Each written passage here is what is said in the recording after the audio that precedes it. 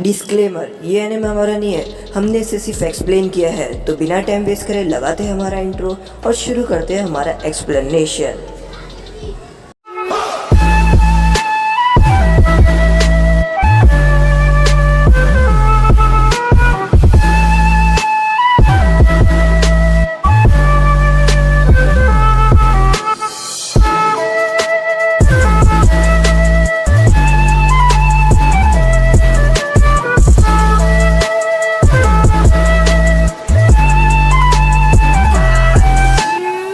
यहाँ पर हम देखते हैं कि एक बड़े से घर के अंदर जितने भी यहाँ पर फ्यूडल लॉर्ड्स रहते हैं, उन सभी फ्यूडल लॉर्ड्स को यहाँ पर एक साथ जमा कर दिया रहता है। और यहाँ पर वो सभी फ्यूडल लॉर्ड्स कहते हैं कि हम यहाँ पर क्या करें, उन लोगों ने हमें यहाँ पर लाकर क्यों रख दिया। जहाँ पर विलेज फायर का फ्यूडल लॉर्ड कहती है कि हमें यहाँ पर इसलिए लाया गया है ताकि हम यहाँ पर सुरक्षित रह सके जब तक वॉर ना खत्म हो जाए, और हमें यहाँ पर तब तक रहना पड़ेगा जब तक वॉर ना हो जाए। और यहाँ पर हमारी पूरी सिक्योरिटी है। और यहाँ पर वो लोग अपनी बातें हंस के कर रहे होते हैं। जहाँ पर हम देखते हैं कि यहाँ पर जो ब्लैक ज़ेत्सु रहते हैं वो यहाँ पर फ्यूडल लॉर्ड के घर के पास आ जाता है, और वो फ्यूडल लॉर्ड के जो ब्लैक घर रहता है उसको देख रहा होता है। तभी हम देखते हैं कि जो मिज़ुकागे के यहाँ पर जो फ्यूडल लॉर्ड है, मिज़ुकागे अपने लैंड के जो फ्यूडल लॉर्ड रहते हैं उनको लेकर आगे बढ़ रही होती है, और वो यहाँ पर उनको प्रोटेक्ट देने के लिए आगे जा रही होती है। जहाँ पर हम देखते हैं कि फ्यूडल लॉर्ड कहते हैं वहाँ के कि हमें कितना टाइम हो गया है और हम कब से जा रहे हैं, आखिर हम यहाँ पर क्या कर रहे हैं, हमें जाते जाते कितना टाइम हो गया है। जहाँ पर हम देखते हैं कि मिज़ुकागे कहते हैं कि आपकी सिक्योरिटी भी हमारे उस पर है, इसलिए हमें आपको सिक्योरिटी देते हुए आगे की तरफ बढ़ रहे हैं, और इसलिए आपको थोड़ा टाइम लग रहा है। और यहाँ पर वो लोग आगे बढ़ रहे होते हैं। जहाँ पर हम देखते हैं कि सभी फ्यूडल लॉर्ड एक दूसरे से बातें कर रहे होते हैं, और वो कहते हैं कि हमें कितना बोर हो रहा है यहाँ पर, हम आखिर यहाँ पर कब से खड़े हैं। और यहाँ पर हम देखते हैं कि अचानक से वहाँ के जितने भी ट्रैप्स रहते हैं वो सभी ट्रैप्स यहाँ पर बजना शुरू हो जाते हैं। इसका मतलब यहाँ पर फ्यूडल लॉर्ड के ऊपर कोई हमला करना है। यहाँ पर फ्यूडल लॉर्ड के जितने भी गार्ड रहते हैं वो सभी अलर्ट हो जाते हैं, और वो देखते हैं कि यहाँ पर जो ब्लैक ज़ेत्सु रहते हैं वो यहाँ पर फ्यूडल लॉर्ड के ऊपर हमला करने के लिए आगे बढ़ रहा है। तो यहाँ पर सभी लोग ब्लैक ज़ेत्सु के ऊपर अपनी कुनाएं फेंकते हैं, पर सब जो ब्लैक ज़ेत्सु रहते हैं वो उनको डॉच करते हुए आगे बढ़ जाता है और फ्यूडल लॉर्ड के पास पहुंच जाता है। और यहाँ पर वो फ्यूडल लॉर्ड के पास आकर खड़े हो जाता है। जहाँ पर हम देखते हैं कि फ्यूडल लॉर्ड वो सभी के सभी नकली रहते हैं, और उन फ्यूडल लॉर्ड के पीछे से एक नेट निकलती है ताकि वो लोग ज़ेत्सु को पकड़ सके। और यहाँ पर उन सभी फ्यूडल लॉर्ड पपेट जैसे रहते हैं, और उनके पीठ से एक नेट निकलती है। जहाँ पर हम देखते हैं कि जो ब्लैक ज़ेत्सु रहते हैं वो ज़मीन से नीचे चले जाता है और वो बच जाता है। जहाँ पर हम देखते हैं कि असली फ्यूडल लॉर्ड तो दूसरी ही जगह पर रहते हैं, और वो यहाँ पर अपनी बातें कर रहे होते हैं, और वो कहते हैं कि तब तक हम कुछ गेम्स खेल लेते हैं और अपने टाइम को निकाल लेते हैं। और यहाँ पर वो सभी फ्यूडल लॉर्ड अपनी अलग जगह पर रहते हैं। जहाँ पर जितने भी शिनोबी रहते हैं वो कहते हैं कि फ्यूडल लॉर्ड्स के ऊपर हमला हुआ है। तो यहाँ पर वो सभी शिनोबी जो रहते हैं वो सभी शिनोबी अलर्ट हो जाते हैं। और यहाँ पर हम देखते हैं कि जो मिज़ुकागे रहते हैं वो अपने फ्यूडल लॉर्ड को लेकर आगे बढ़ रही होती है, और मिज़ुकागे अपने फ्यूडल लॉर्ड को कहती है कि हम लोग आपको बिल्कुल एकदम रोटेट करते हुए लेकर जा रहे हैं ताकि एनिमी को पता ना चले कि हम लोग किस डायरेक्शन से आ रहे हैं, इसलिए हम अलग अलग रास्ते से होते हुए जा रहे हैं। और यहाँ पर हम देखते हैं कि जो ब्लैक ज़ेत्सु रहते हैं वो अपनी हार के बाद यहाँ पर जंगल में आ जाता है, और यहाँ पर वो अपने पेड़ के पास एक हाथ को खड़े रखता है, और यहाँ पर वो एक पेड़ के साथ फ्यूज हो जाता है, और वो कहता है मैं ब्लैक ज़ेत्सु हूँ, और उन लोगों ने मुझसे पंगा लेकर बहुत ही ज़्यादा बुरा किया है, उन्हें नहीं पता कि मैं हूँ ब्लैक ज़ेत्सु। और यहाँ पर वो एक पेड़ के साथ फ्यूज हो जाता है। हम देखते हैं कि सभी वाइट ज़ेत्सु जो रहते हैं वो आगे पानी की तरफ बढ़ जाते हैं, और यहाँ पर जो दारू रहते हैं वो सभी ज़ेत्सु को देख रहा होता है खड़े रहकर। अब यहाँ पर सभी ज़ेत्सु बहुत ही ज़्यादा आगे बढ़ जाते हैं अपनी लिमिट क्रॉस करते हुए, और यहाँ पर दारुई को यानी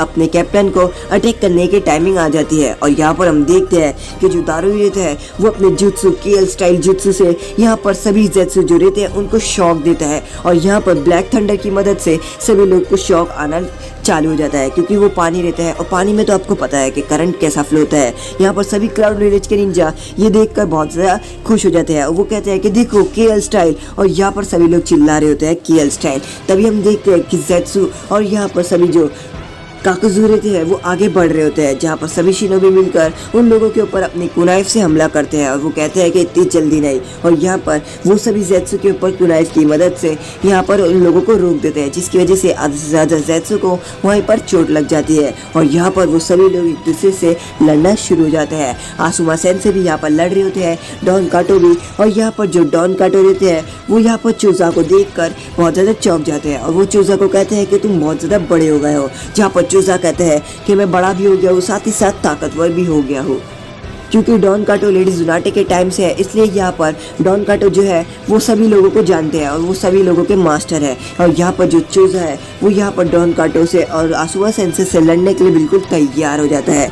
तभी हम देखते हैं कि कोई अपना चाकरा रोटेशन लेकर सभी शिनोबी को हरा रहा होता है और वो कोई और नहीं, वो नेजी के डैड रहते हैं। जहाँ पर हम देखते हैं कि उनके भाई यानी हिनाता के डैड आ जाते हैं सामने और यहाँ पर वो दोनों के आमने सामने हो जाती है। जहाँ पर हम देखते हैं नेजी के डैड अपने भाई से कहते हैं कि सॉरी, मुझे माफ करना, मेरी ड्यूटी यानी छोटी फैमिली की ड्यूटी होती है बड़ी फैमिली की प्रोटेक्ट करना, पर मैं यहाँ पर अब बड़ी फैमिली को चोट पहुँचा रहा हूँ क्योंकि मैं कुछ नहीं कर सकता, मेरी बॉडी आउट ऑफ कंट्रोल है और इसलिए मुझे माफ कर देना। और यहाँ पर वो पहले से माफी मांग रहे होते हैं। जहाँ पर हम देखते हैं कि नेजी के डैड इसलिए ही माफी मांग रहे होते हैं क्योंकि वो छोटी फैमिली से रहते हैं और वो बड़ी फैमिली को चोट पहुंचाएंगे और यहाँ पर इसलिए वो माफी मांग रहे होते हैं। जहाँ पर हम देखते हैं यहाँ पर हिनाता के डैड यही सोच रहे होते हैं कि वही टाइम के बारे में सोच रहे होते हैं जहाँ पर नेजी के डैड ने ये डिसाइड किए होते हैं कि वो अपनी जान देने के लिए जाएंगे। और यहाँ पर वो ये पल को याद करते हैं जहाँ पर नेजी के डैड कहते हैं कि मैं ये सब खुद से कर रहा हूँ, इसमें मैं छोटी बड़ी फैमिली के लिए कुछ नहीं कर रहा, मैं ये अपनी मर्जी से जा रहा हूँ और मैं ही ये चाहता हूँ कि मेरी फैमिली और बाकी फैमिली प्रोटेक्ट हो और इसलिए मैं अपनी खुद की व्हील से जा रहा हूँ। जहाँ पर हम देखते हैं कि हिनाता के डैड कहते हैं कि अब हमारे बीच में छोटी बड़ी फैमिली नहीं रहा, हम सभी फैमिली एक फैमिली है, जहाँ पर हम दोनों के बेटे और बेटा मिलकर लड़ाई कर रहे हैं इस वॉर के अंदर। जहाँ पर हमें दिखाई देता है कि हिनाता और नेजी मिलकर एक दूसरे के साथ मिलकर यहाँ पर ज़ेत्सु से लड़ रहे होते हैं। जहाँ पर ज़ेत्सु नेजी के ऊपर हमला करने वाला रहता है पर हिनाता ही मौके पर आकर उस ज़ेत्सु को मारती है। जहाँ पर नेजी हिनाता को थैंक्स कहता है और यहाँ पर वो लोग मिलकर लड़ रहे होते हैं। यहाँ पर हिनाता के डैड कहते हैं कि अब हमारे फैमिली के बीच में छोटा बड़ा कुछ नहीं रहा, हम सभी इक्वल हैं और हम सभी इक्वल मिलकर लड़ना चालू कर दिए हैं। जहाँ पर हम देखते हैं कि नेजी के डैड कहते हैं कि मुझे माफ़ कर देना और मैं चाहता हूँ कि मैं तुम्हारे हाथों से ही हारूँ। और यहाँ पर हम देखते हैं कि उन दोनों के बीच में लड़ाई शुरू हो जाती है। यहाँ पर हम देखते हैं कि जो थर्ड सूचिकागे रहते हैं वो यहाँ पर गारा के पास जा रहे होते हैं ताकि वो गारा की सिचुएशन को हैंडल कर सके और वो यही सोच रहे होते हैं कि गारा ने इतनी बड़ी बड़ी बातें सभी शिनोबी को बोल तो दिए थे कि हमें मिलकर वॉर से लड़ना है, पर क्या वो कभी कुछ नहीं कर पाएगा, तो इसलिए वो यहाँ पर से जा रहे हैं। कभी क्या भरोसा, गारा ने इतनी स्पीच दिया और गारा खुद ही डर जाए तो। और यहाँ पर जो सूचिकागे है वो इसलिए ही जा रहे हैं कि गारा कभी कोई गड़बड़ ना कर दे, अगर उसने कुछ भी किया तो सभी जितने भी शिनोबी है वो सभी शिनोबी बहुत ही ज़्यादा डर जाएंगे कि गारा खुद ने ही इतनी बड़ी मिस्टेक कर दिया। और यहाँ पर वो लोग आगे जा रहे होते हैं। तभी हम देखते हैं कि यहाँ पर जो कॉन्करो रहता है वो यहाँ पर जा रहा होता है दाइदेरा को अपने पपेट में कैद करते हुए। जहाँ पर दाइदेरा कहता है मुझे बाहर निकालो, मुझे बस एक बार बाहर निकाल के देख लो। और यहाँ पर कॉन्करो उन लोगों को बिना कुछ बोले आगे बढ़ रहे होते हैं और यहाँ पर कॉन्करो दाइदेरा को कहते हैं कि तुम यहाँ से कभी बाहर नहीं निकलने वाले। और यहाँ पर वो लोग आगे की तरफ जा रहे होते हैं। जहाँ पर हम देखते हैं कि दाइदेरा यहाँ पर बैठा रहता है अंदर अपने पपेट के। तभी हम देखते हैं कि सामने यहाँ पर रेनफोर्समेंट आ जाती है और यहाँ पर हॉन्जो द सैलीमेंडर, लेडी चियो और यहाँ पर सभी लोग आ जाते हैं। जहाँ पर लेडी चियो को देखकर कॉन्करो चौंक जाता है कि उनको भी रीएनिमेट किया गया है। जहाँ पर हम देखते हैं कि दाइदेरा ये आवाज़ सुनता है और वो कहता है रीइंफोर्समेंट, तुम लोग यहाँ पर आए हो, मुझे यहाँ से बाहर निकालो, मैं यहाँ पर बताता हूँ इन लोगों को बाहर आने के बाद और मैं बताता हूँ धमाका क्या होता है। जहाँ पर हम देखते हैं कि हॉन्जो द सैलीमेंडर यहाँ पर दाइदेरा को कहता है हे बच्चे अपना मुँह बंद रखो, तुम अंदर सील हो और अंदर कैद हो, तो इसलिए तुम वहाँ पर अंदर बैठे बैठे बड़ी बड़ी बातें नहीं कर सकते और तुम अंदर बैठे बैठे धमाके भी नहीं कर सकते। जहाँ पर दाइदेरा कहता है मुझे बाहर निकालो यहाँ से, मुझे तुम लोग बाहर निकालो, तुम लोग रीइंफोर्समेंट है। और यहाँ पर हम देखते हैं कि हॉन्जो द सैलीमेंडर यहाँ पर लेडी चियो और बाकी सब यहाँ पर रीइंफोर्समेंट के तौर पर आ जाते हैं ताकि वो लोग यहाँ पर दाइदेरा को छुड़ाकर यहाँ पर कॉन्करो और बाकी सबसे लड़ सके।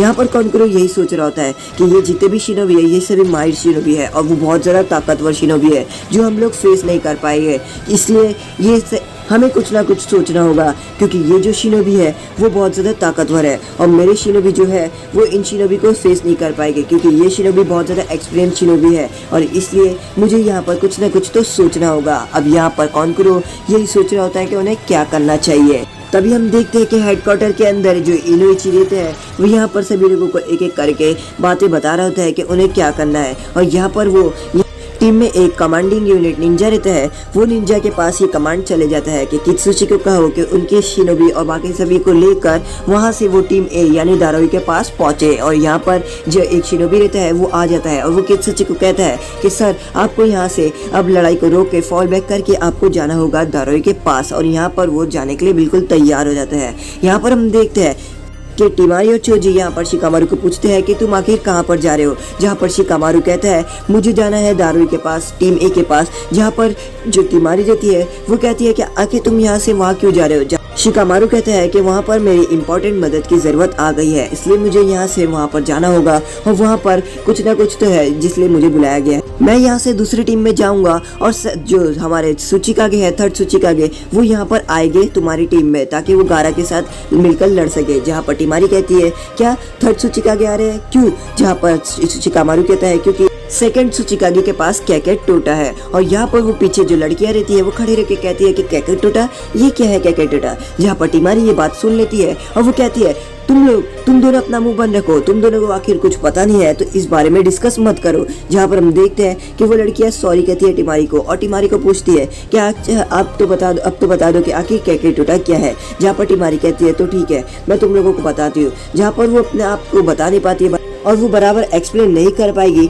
इसलिए वो यहाँ पर शिकामारू को कहती है कि शिकामारू तुम इन लोगों को समझाओ आखिर कैकेट टोटा क्या है, क्योंकि तुम एक्सप्लेन करने में बहुत ज़्यादा अच्छे हो और मैं बिल्कुल अच्छी नहीं कर पाऊंगी। जहाँ पर शिकामारू कहता है तो ठीक है मैं समझा देता हूँ। अब यहाँ पर शिकामारू कहता है कि सभी शिनोबी के अंदर अलग अलग टाइप का चाकरा होता है, हर शिनोबी के अंदर कुछ ना कुछ टाइप का चाकरा होता है और उनमें से कुछ शिनोबी जो रहते हैं वो अपने 2 टाइप का चाकरा को हैंडल करते हैं, यानी उनके पास 2 टाइप के चाकरा होता है। मेरा एग्जाम्पल है सास्के के पास फायर और थंडर चाकरा दोनों है। तो यहाँ पर शिकामारू कहते हैं उनमें से बहुत ज्यादा कम शिनोबी रहते हैं जिनके पास इतनी ताकत होती है कि वो लोग वो दोनों चाकरा को मिलाकर एक नया चाकरा बनाते हैं और एक नया जुत्सु बनाते हैं जिसको कहते हैं कैके कैनकाई। और ये कैके कैनकाई वाले लोग बहुत ज्यादा ताकतवर रहते हैं और वो दोनों चाकरा को मिलाकर एक नया चाकरा और एक नया जुत्सु बनाते हैं। जैसे हो गई हाकू के पास वाटर और आइस टाइप है, विंड टाइप है, जिसकी मदद से वो आइस बनाती है। कैप्टन यामाटो हो गए जो अपना वाटर और अर्थ टाइप मिलाकर अपना वुड टाइप बनाते हैं। और शिकामारू कहते हैं ये रहते हैं वो शिनोबी जिनके पास रहता है कैके कैनकाई और कैके टोटा वो रहते हैं जिनके पास रहता है 3 टाइप का चाकरा, यानी एक शिनोबी के अंदर ही 3 नेचर चाकरा रहेगा और वो तीनों नेचर चाकरा मिलाकर भी एक नया चाकरा बनाएगा, यानी 4th। तो वो होता है कैके टोटा। जहाँ पर सभी लोग चौंक जाते हैं और वो कहते हैं कि कैके टोटा इतना ताकतवर है। जहाँ पर शिकामारू कहता है कि हाँ कैके टोटा बहुत ज्यादा ताकतवर है क्योंकि 3 नेचर चाकरा मिलाकर एक जुत्सु बनाया गया है और ये बहुत ही ज्यादा ताकतवर होता है। और ऐसे बहुत ही ज्यादा कम लोग हैं जिसको कैके टोटा आता है और उनमें से एक आता है थर्ड सुचिकागे जिन्हें आता है कैके टोटा और थर्ड सुचिकागे को भी कैके टोटा आता है। साथ ही साथ यहाँ पर हम देखते हैं कि गारा के पास यहाँ पर थर्ड सुचिकागे आकर खड़े हो जाते हैं। जहाँ पर गारा कहते हैं कि आप यहाँ पर क्यों आ गए। जहाँ पर हम देखते हैं कि थर्ड सुचिकागे कहते हैं कि तुमने ही तो कहा था, भूल गए। पर हमें पास का सीन दिखाता है और यहाँ पर मीटिंग चल रही होती है सभी शिनोबी के बीच में। जहाँ पर गारा यहाँ पर सुचिकागे को कहता है कि क्या आपने अपनी लाइफ को कभी दाव पे दिया है दूसरों के लिए, क्या आपने अपनी लाइफ को दूसरों के लिए खतरे में डाला है। जहाँ पर सुचिकागे कहते हैं कि यही मेरा टाइम है, मैं अब तुम्हें बताता हूँ कि मैं अपनी लाइफ को खतरे में डाल के दूसरों को प्रोटेक्ट करूंगा और यही मेरा टाइम है और इसलिए मैं यहाँ पर आया हूँ। और यहाँ पर सुचिकागे गारा को एक बहुत ज़्यादा अच्छा जवाब देते हैं। यहाँ पर हम देखते हैं कि जो व्हाइट ज़ेत्सु रहते हैं वो आधे से ज़्यादा हार रहे होते हैं और यहाँ पर हम देखते हैं कि जो चूजा रहता है वो यहाँ पर अपना एक्सपेंशन जुत्सु होकर यहाँ पर सभी व्हाइट ज़ेत्सु को मार रहा होता है। और यहाँ पर हम देखते हैं कि नेजी के डैड हिनाता के डैड एक दूसरे से लड़ रहे होते हैं, यानी भाई एक दूसरे से लड़ रहे होते हैं। तभी हम देखते हैं कि दारोई आगे बढ़ता है जहाँ पर हम देखते हैं कि गिनकाकू खड़े रहते हैं। जहाँ पर वो लोग कहते हैं देखो ये शिनोबी ये हमें हराने के लिए आगे आया है। जहाँ पर हम देखते हैं कि दारोई यहाँ पर गिनकाकू और किनकाकू से लड़ने के लिए आगे बढ़ता है। जहाँ पर हम देखते हैं कि गिनकाकू अपने भाई किनकाकू को कहता है कि हमें इसको इतना लाइटली नहीं लेना चाहिए क्योंकि इसके हाथ पे देखो, इस पे हाथ पे राइक आगे का मार्क है और ये मार्क उन्हीं को ही मिलता है जो बहुत ज़्यादा ताकतवर होते हैं, तो हमें थोड़ा सतर्क रहना होगा। और यहाँ पर मैं आपको बता देता हूँ गिनकाकू कौन है और किनकाकू कौन है। तो गिनकाकू गोल्डन बाल वाला है और किनकाकू सिल्वर बाल वाला है। यहाँ पर हम देखते हैं कि दारुई कहता है कि सॉरी मुझे माफ़ करना कि मैं आप दोनों की इज्जत को थोड़ा गिरा दूंगा और मैं आपसे बराबर बात नहीं करूंगा, पर यही है सच है। और मैं आपको बताता हूँ कि आखिर मैं क्या हूँ, मेरे एक ही केएल स्टाइल में और मेरे एक ही केएल स्टाइल में ही आप दोनों मर जाएंगे। और यहाँ पर दारुई यहाँ पर उन लोगों को चैलेंज देता है।